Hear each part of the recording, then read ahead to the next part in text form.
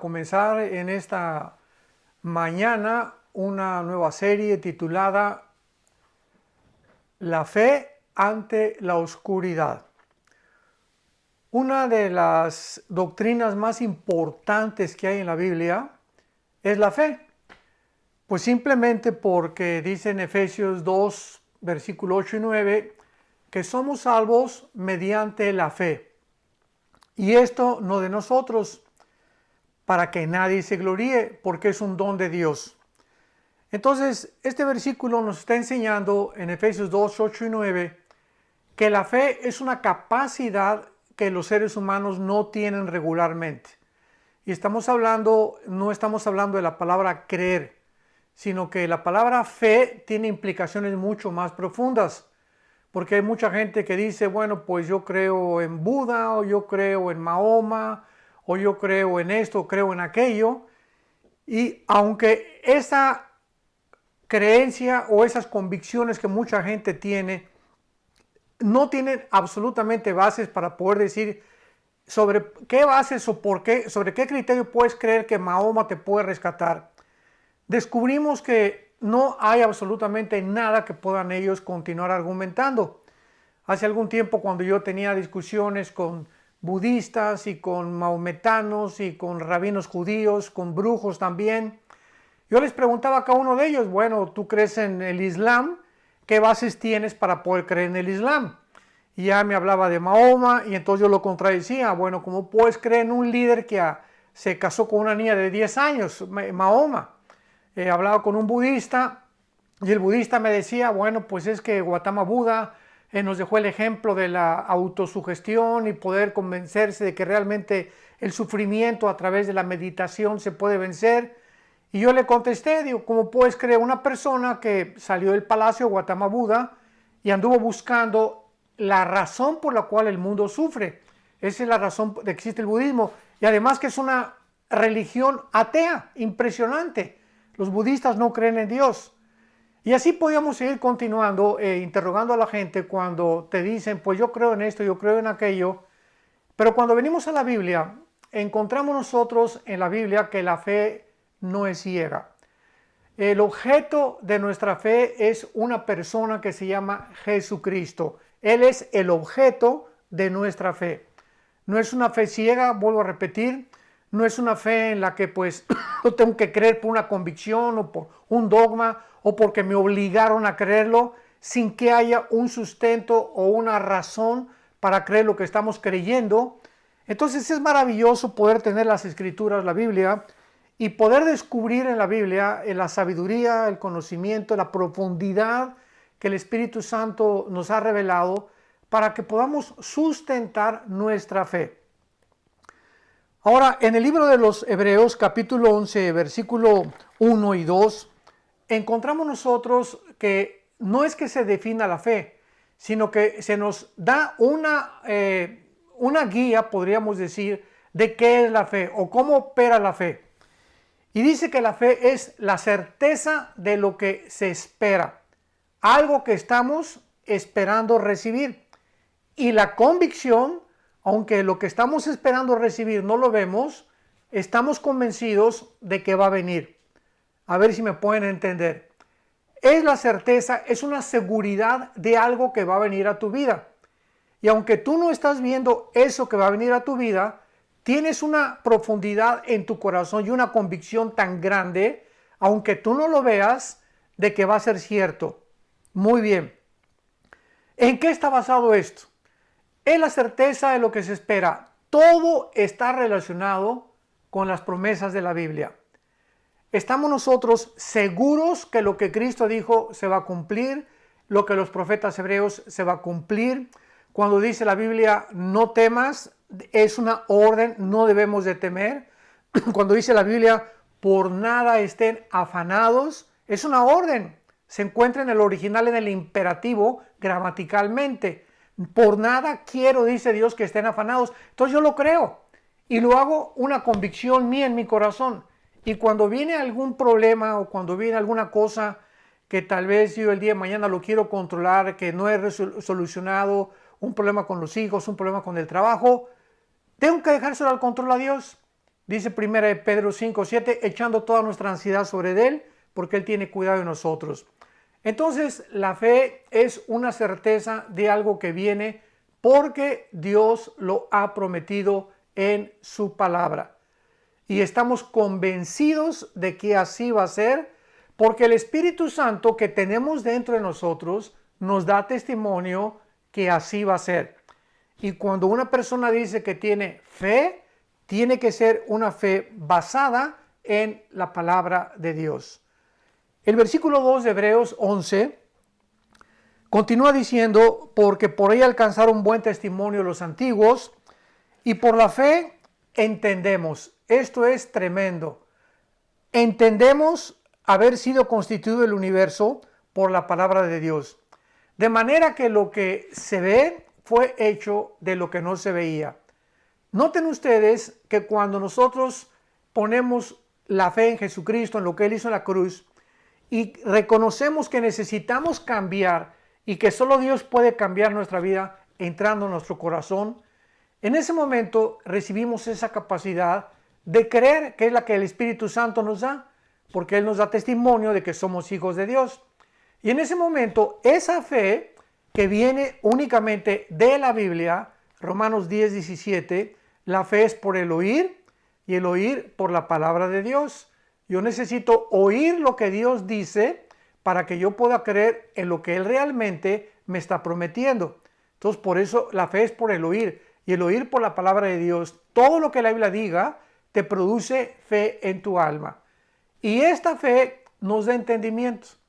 O sea, científicamente nadie va a poder demostrar cómo comenzó el universo, ni tampoco el origen de la vida, porque para que sea científico tiene que ser repetitivo. Entonces, la fe nos da la capacidad de entender, aunque no hayamos visto nosotros cómo comenzó el universo, la fe nos da el entendimiento y le creemos a lo que la Biblia dice, de que las cosas materiales que nos rodean fueron hechas de otra dimensión invisible, espiritual, que no podemos alcanzar con nuestros 5 sentidos. Entonces, lo invisible, el mundo que no vemos, fue hecho primero que el mundo visible que nosotros vemos. Y las criaturas que habitan la dimensión invisible, el mundo que nosotros no podemos percibir con nuestros 5 sentidos, esas criaturas, los ángeles, los querubines, Dios, etcétera, etcétera, pueden tener acceso a nuestro mundo visible, nos pueden ver, nos pueden observar, pueden entrar a nuestra dimensión, materializarse al igual que nosotros, porque cada vez que se mencionan los ángeles en la Biblia, se mencionan como seres humanos. Así que es impresionante cuando venimos a la Biblia y nos corre las cortinas de un mundo que es más real que nosotros. Y esta es la razón por la cual muchos ateos siempre argumentarán y esgrimirán como su principal argumento: yo no creo lo que no veo, lo que no oigo, lo que no huelo, lo que no siento y lo que no gusto. O sea, si en mis 5 sentidos yo no puedo percibir algo, no lo voy a creer. Pero la Biblia nos dice que es una necedad, es una irracionalidad absoluta tener esta línea de filosofía. Muy bien. Vamos a nosotros a desarrollar un tema mucho más profundo en el libro de Habacuc.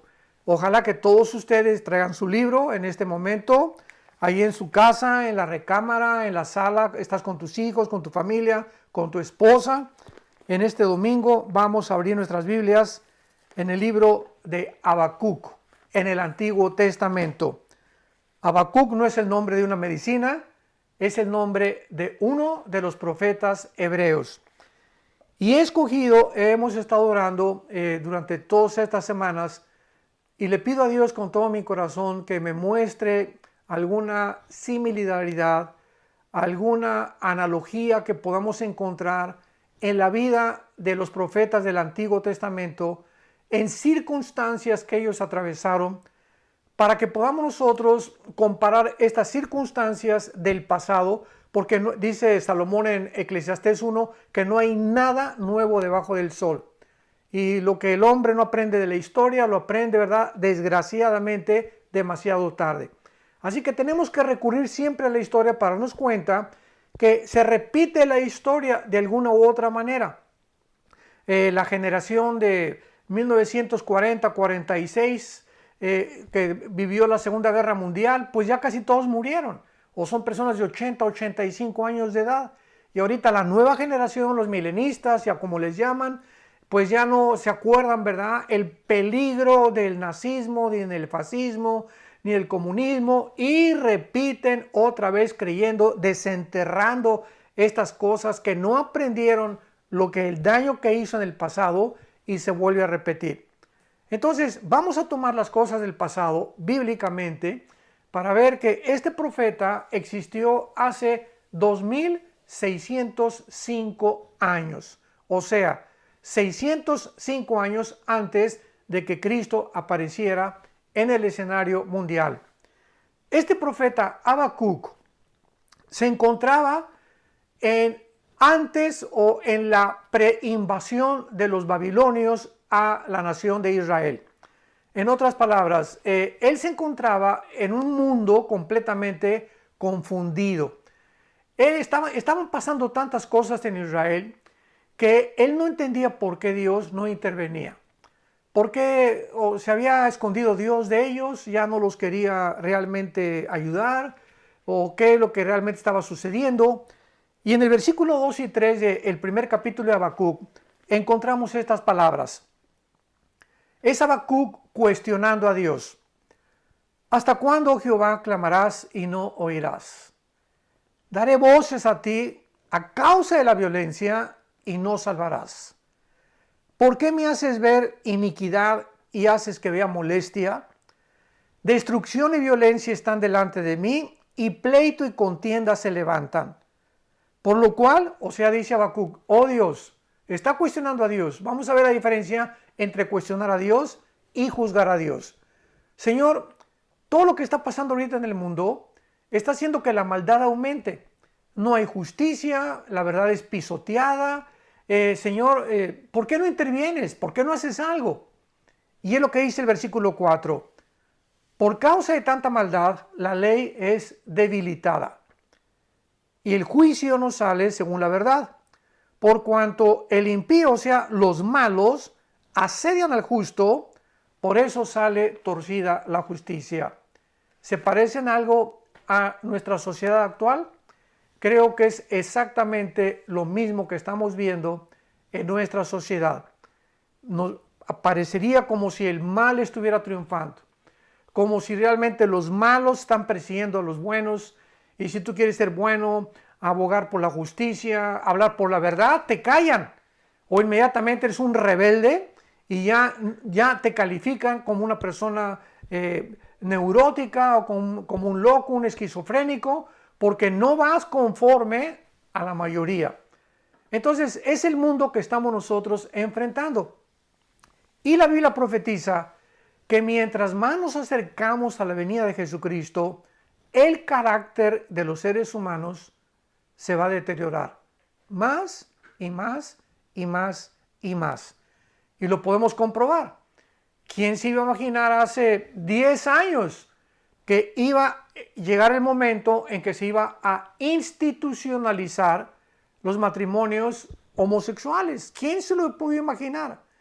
¿Quién se podía imaginar ahora, en el mes de enero del año 2020 en que nos encontramos, que en un mes y medio, o sea, de más o menos de marzo y abril, que llevamos ya estamos casi a finales de abril ahorita, iban a suceder las cosas que iban a suceder? Nadie, ni los astrólogos, ni los adivinos, nadie pudo en enero o a principios de febrero imaginarse que íbamos a llegar al grado donde hemos llegado, donde de repente surge un virus, ¿verdad? Y comienzan los gobiernos a pedir auxilio a los expertos, a la falsamente llamada ciencia.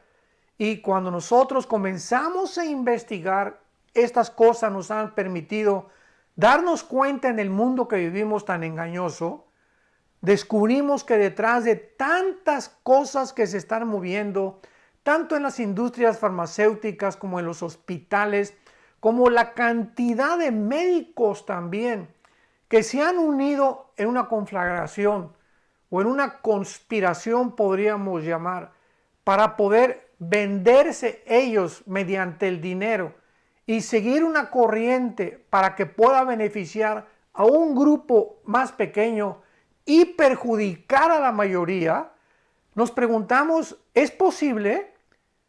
¿Puede haber tanta maldad en el ser humano?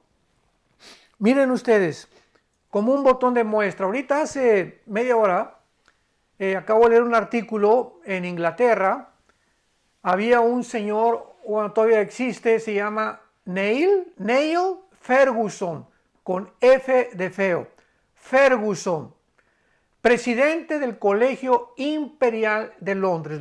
Te puedes meter al internet y lo puedes investigar. Neil Ferguson, presidente del Colegio Imperial de Londres. Escucha esto.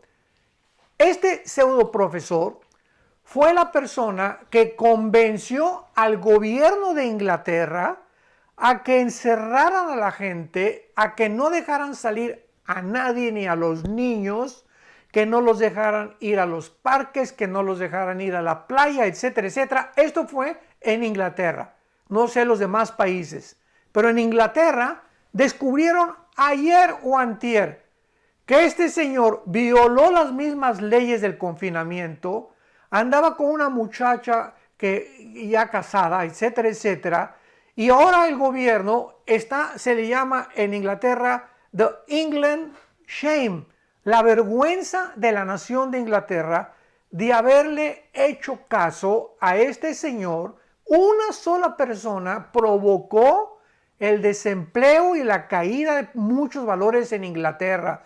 Y claro que pues el gobierno inglés, sabiendo que otras naciones también como Francia, el presidente Macron en Francia, no sé cuántos de ustedes supieron, unió a todos los brujos, a todos los religiosos, hizo un congreso ecuménico en París para tratar de buscar una solución al coronavirus.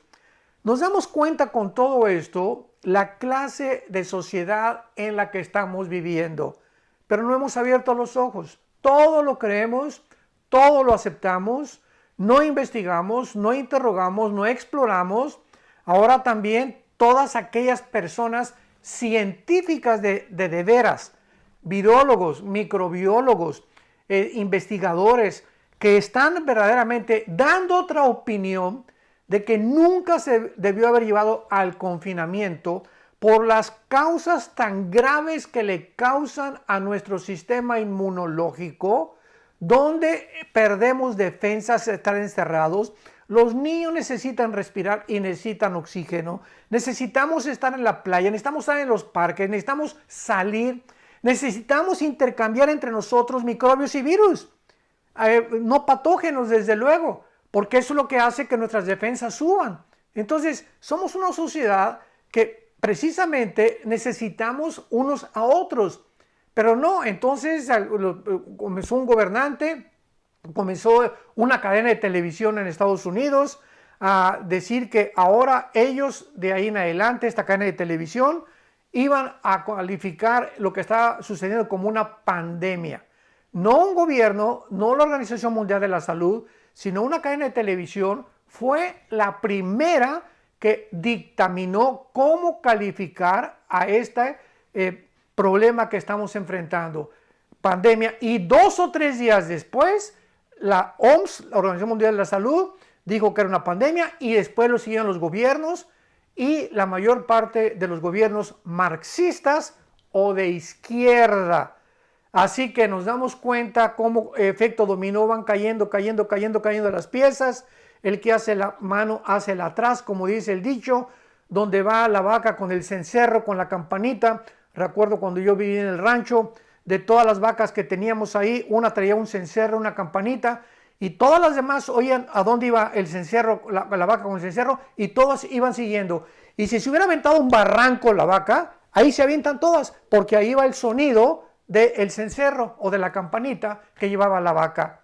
Y nos encontramos diciéndonos que somos racionales, que somos inteligentes, que hemos alcanzado la luna, que hemos descubierto los drones, que estamos ahorita ya en un tiempo de la cibernética impresionante, que la computación, bla, bla, bla, bla, bla, y vemos nosotros la confusión tan impresionante de un microorganismo llamado de la familia de los coronavirus, porque los animales tienen coronavirus, las plantas tienen coronavirus, las frutas tienen coronavirus, la papaya tiene coronavirus, las cabras, todos los conejos, casi todo lo que nos rodea tiene coronavirus. Entonces hemos hecho un escándalo y estamos amontonando cifras. Simplemente, vuelvo a repetir, ya no nos vamos a perder en esto un poco más, disculpen que me haya extendido más, pero era importante que lo supiéramos, ya lo dijimos en algunos estudios pasados. Pero estamos en un mundo muy difícil, un mundo donde no somos hijos de las tinieblas, somos hijos de la luz por el amor de Dios. La Biblia dice que somos la luz del mundo. Imaginemos si el mundo está a oscuras, los gobiernos están a oscuras. Como los gobernantes no son científicos, le piden ayuda a aquellos que están involucrados en negocios multimillonarios, farmacéuticos, y tienen forzosamente que seguir la opinión de ellos, como la Organización Mundial de la Salud. Yo no sé cuántos de ustedes sepan, pero el director de la Organización Mundial de la Salud es marxista y él está completamente aliado a China. O sea, la OMS y la China son dos organizaciones, una nación y una organización donde la OMS está bajo la tutela y el paraguas protector de la China. Entonces, ya con esto ustedes pueden imaginarse ¿por qué el mundo está como está? Y por eso es tan importante que nosotros recurramos a la Biblia para que podamos encontrar ejemplos del pasado que nos van a ayudar ahorita en el presente a enfrentar el presente con valor. Enfrentar el presente con los ojos abiertos.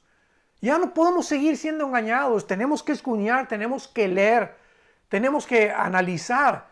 Cualquier persona no se necesita ser médico, ni virólogo, ni microbiólogo, que conozca un poquito de la anatomía y del metabolismo humano, tiene que saber y tener conciencia que el oxígeno, que el sol con la vitamina D, que el yodo del mar, que las vitaminas que tú tienes y los antígenos que Dios en su bondad y en su amor nos ha puesto, son suficientes para protegernos de cualquier virus.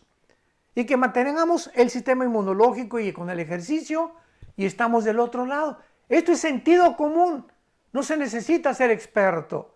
Entonces, ¿cómo podemos entonces entender o comprender con un poquito de razonamiento cómo es posible que se hayan tomado las medidas que son contrarias a nuestra misma naturaleza, a nuestra misma metabolismo, a nuestra misma anatomía? Por el amor de Dios, este es el mundo en que nos encontramos. Habacuc está muy preocupado. Regresamos al tema. Muy preocupado. ¿Qué es lo que está pasando, Señor? Y así muchas personas actualmente lo hacen y lo siguen diciendo. ¿Qué está pasando, Señor? Ahora, muy bien. Veamos que esta confusión del profeta pensaba que Dios estaba actuando negativamente, como muchísima gente actualmente en el mundo de igual manera lo piensa. Pero la pregunta que tenemos que hacer en primer lugar es la siguiente. ¿Nos permite Dios que lo podamos cuestionar? Vean ustedes que este es un profeta de Dios. ¿Recuerdan el versículo del 2 al 4 que acabamos de leer del capítulo 1 de Habacuc?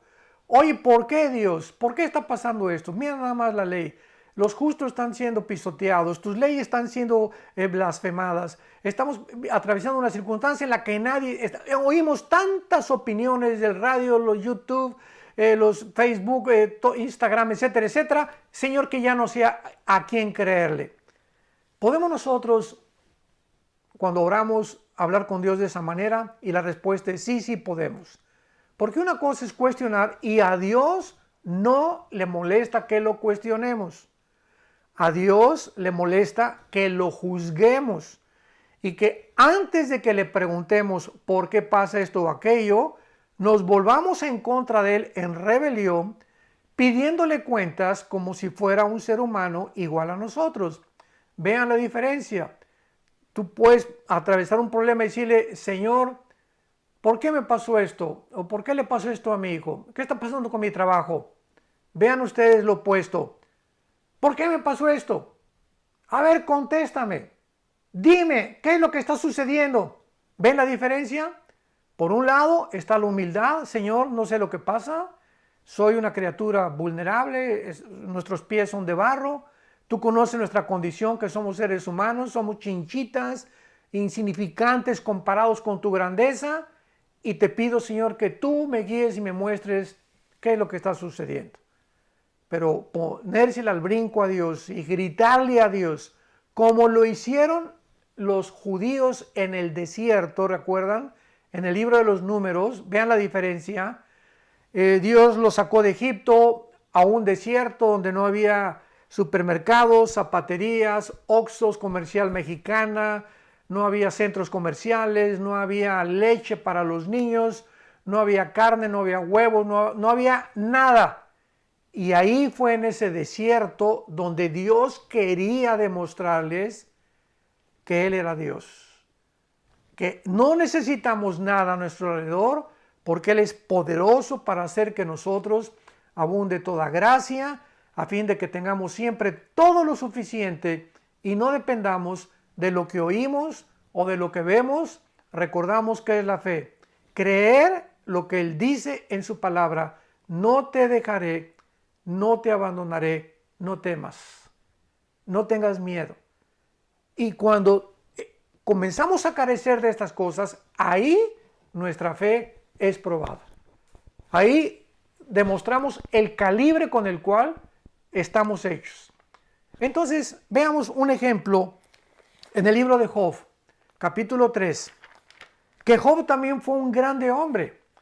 Fue tan grande este santo de Dios que se menciona que era justo, temeroso de Dios, etcétera, etcétera. Y algo sucede en el espacio, en el mundo invisible, mientras Job estaba aquí en la tierra disfrutando con su dinero, sus vacas, sus hijos, sus ranchos, etcétera, etcétera. Y de repente, como así suceden las cosas, inesperadamente, de la noche a la mañana, pierde todo. Una de las lecciones que hace algún tiempo me preguntaron en una entrevista de radio, que qué podía yo decir acerca de lo que pasó del coronavirus, yo les contesté, una de las lecciones, de las muchas lecciones que hay, es que las cosas en este mundo suceden inesperadamente. De la noche a la mañana, en segundos, en minutos, en horas, tu vida, mi vida o nuestra familia o el desarrollo de una nación en días puede transformarse, puede cambiarse de la noche a la mañana. Por ejemplo, cuando Hitler subió y formó el Partido Nacional Socialista en Berlín en 1933, en menos de 100 días, Alemania dio completamente una maroma, se volteó completamente, se transformó en menos de 3 meses. Lo que un político puede hacer. Nadie se imaginaba que en menos de 100 días Hitler iba a tomar el control de un país y finalmente de casi, si no se lo hubieran permitido, del mundo entero. Entonces las cosas surgen inesperadamente.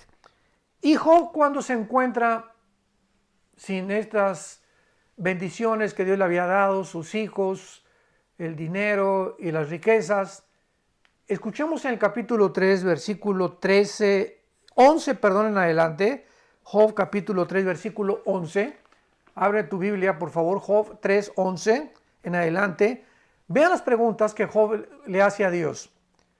¿Por qué no morí yo en la matriz? ¿O expiré al salir del vientre? ¿Por qué me recibieron las rodillas y aquel los pechos para que mamase? Ahora estaría muerto y reposaría, dormiría y entonces tendría descanso. ¿Qué le está diciendo Dios a Job? ¿Para qué me trajiste a la vida? ¿Por qué mejor no me abortaron cuando nací? ¿No hubiera sido mejor, dice Job, que no hubiera nacido? Para haber nacido y haber experimentado la pérdida de todo completamente lo que yo tengo actualmente que tú me has dado, Señor. Entonces nos damos cuenta que Dios no se enojó con Job. Dios no se enojó con Job. Dios supo que en ese momento él era digno de hacer este cuestionamiento. Y Dios comprende nuestra condición, dice el Salmo 103. Se acuerda que somos polvo y tenemos que comprender eso, que estamos ante un Dios amoroso, que Él anhela que vengamos a que derramemos nuestro corazón delante de Él. Y en el capítulo 36 de Job, vemos nosotros la respuesta que Dios nos da acerca de las maravillosas bendiciones que podemos nosotros experimentar cuando confiamos en Él. Dice Job 36, versículo 22, he aquí, Dios es excelso en su poder. ¿Qué enseñador semejante a Él? ¿Quién le ha prescrito su camino y quién le dirá, has hecho mal? En otras palabras, podemos nosotros, limitados, finitos en nuestra comprensión, reducidos en nuestra capacidad intelectual, poder juzgar a un Dios cuyos pensamientos no son sus pensamientos y que quisiéramos que ese Dios fuera como nosotros nos lo imaginamos que quisiera que Él fuera y que Él pensara como nosotros y que actuara como nosotros y que las cosas que nos rodean no nos gustaría que si fuéramos nosotros dioses no las permitiríamos. Este es el gran problema que la Biblia llama la soberbia. Cuando comenzamos a creer que somos más inteligentes que Dios y que si nosotros fuéramos Dios, haríamos un papel mucho mejor que el Dios de la Biblia. Entonces, esto nos va a servir para que comencemos a entender que cuando Habacuc se enfrenta a esto, Dios le va a dar una respuesta maravillosa para que él pueda comprender la fragilidad del ser humano y podamos nosotros también aprender a través de esto qué es lo que va a suceder más adelante. Y en penúltimo lugar, ante la molestia de Habacuc y el cuestionamiento de Habacuc, en el versículo 5 y 6, veamos que Dios no nos contesta muchas veces como quisiéramos que nos contestara. Aquí hubiéramos querido que Dios nos dijera, bueno, mijito, te voy a explicar y mira, te voy a decir por qué tienes ese problema con tu hija, por qué perdiste el empleo. Te voy a decir, ¿verdad?, lo que va a pasar mañana, pero muchas veces Dios no hace eso. ¿Y saben por qué no lo hace? Simplemente para estirar nuestra fe, para que nosotros podamos de una forma mucho más amplia blindar nuestra vida interior para enfrentar las batallas que tenemos que enfrentar después de estas crisis que estamos enfrentando. Porque la vida no es un lecho de rosas, la vida no es Disneylandia, ni Reino Ventura, ni un palacio donde el príncipe y la princesa fueron felices por sécula seculorum. La vida es un hueso duro de roer, donde las personas maduras comienzan a prepararse para vivir para el futuro. Y rápidamente la respuesta de Dios en Habacuc capítulo 1, versículos 5 y 6. Le dice Dios, mira entre las naciones y vean y asómbrate, porque haré una obra en tus días que aun cuando te la cuenten no la vas a creer. He aquí yo levanto a los caldeos, nación cruel y presurosa que camina por la anchura de la tierra para poseer las moradas ajenas. En otras palabras, en lugar de que lo consuele y en lugar de que le conteste y lo acaricie, mi jovencito, pobrecito, mi Habacuquito, ¿verdad? Yo te entiendo. Dios le dice, ¿sabes una cosa? Viene algo peor. ¿Cómo que viene algo peor? Te estoy preguntando para que me consueles y me estás diciendo ahora que los caldeos vienen a atacarnos y que Babilonia viene a atacar a Israel. Pues más se confunde todavía el pobre de Habacuc, porque muchas veces así es como Dios nos responde. No nos contesta inmediatamente, deja que pase un mes o 2 meses, mientras se disipa la niebla. Le estamos preguntando a Dios, yo hace 3 o 4 semanas le he pedido, Señor, dame luz, sobre todo para ustedes que nos escuchan, que tenemos como pastores la responsabilidad de continuar alimentándolos. Muéstrame el camino, en tu luz y en tu verdad vamos a subir a tu morada y tú luz está sembrada para el justo. no quitarás el bien a los que andan en integridad, etcétera, etcétera. Pero pasa el tiempo y pasan los días y no tenemos la respuesta. Y vemos muchas veces que la cosa se complica, como ahora, ¿verdad? La campaña de terror continúa. Ahora aquí en Estados Unidos que hubo un tiempo, porque ahorita quiero comunicarles que esta semana abrieron en Dallas, Texas, los comercios, están abriendo los restaurantes. Mi esposo y yo fuimos ayer a un restaurante a tomar un café, está lleno el restaurante, nadie traía máscara, nadie traía bombas de oxígeno ahí para respirar. En Israel, ayer también abrieron ya casi todo Israel.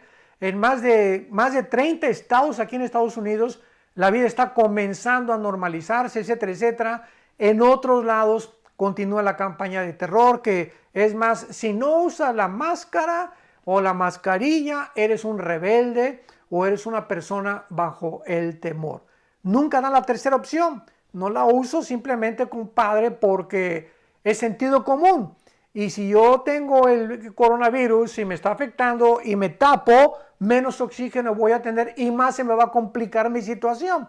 Entonces, claro que como dicen los expertos, ahora los verdaderos expertos, estas mascarillas las usan los médicos en los quirófanos, operando en cirugías grandes que son especiales completamente. Las que usamos ahorita te la quitas y ya se te infectó. Un poquito que la tengas abierta ya se te metió por ahí. Otros se la ponen abajo de la nariz, pues por la nariz se te mete el virus, etcétera, etcétera. En fin, estamos en un mundo de pánico, donde se nos trata de acorralar y producir cada día más y más temor. Y el temor y el estrés hará que tu sistema inmunológico se debilite mucho más rápidamente. Pero vamos a dejar hasta acá el estudio, porque tenemos sorpresas tremendas para el próximo estudio que vamos a compartir.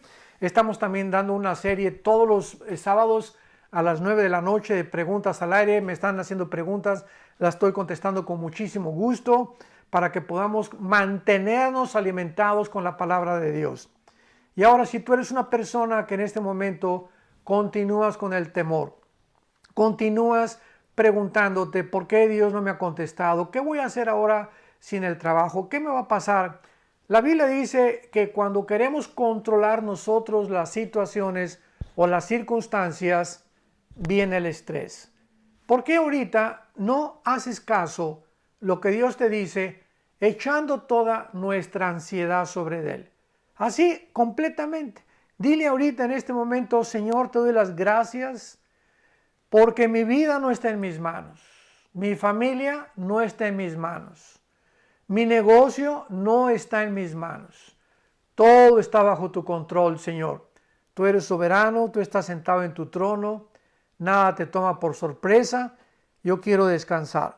Yo quiero tener esa paz que sobrepasa todo entendimiento. Guarda, oh Dios, en este momento mis pensamientos. Guarda mi corazón. Guárdanos como familia. Ilumíname, Señor, para que las decisiones que tomemos sean guiadas por ti. No por el mundo ni por los gobiernos, sino por ti, Señor. Que podamos confiar que en ti tenemos las respuestas a cualquier problema que enfrentemos, porque tú eres nuestro Padre Celestial, que en la cruz diste a tu Hijo para que pagara por nosotros con su sangre, lo resucitaras a los 3 días para darnos la esperanza de la vida eterna. En el nombre de Jesús te lo pido y te doy las gracias. Amén. Que Dios los bendiga. Vida Nueva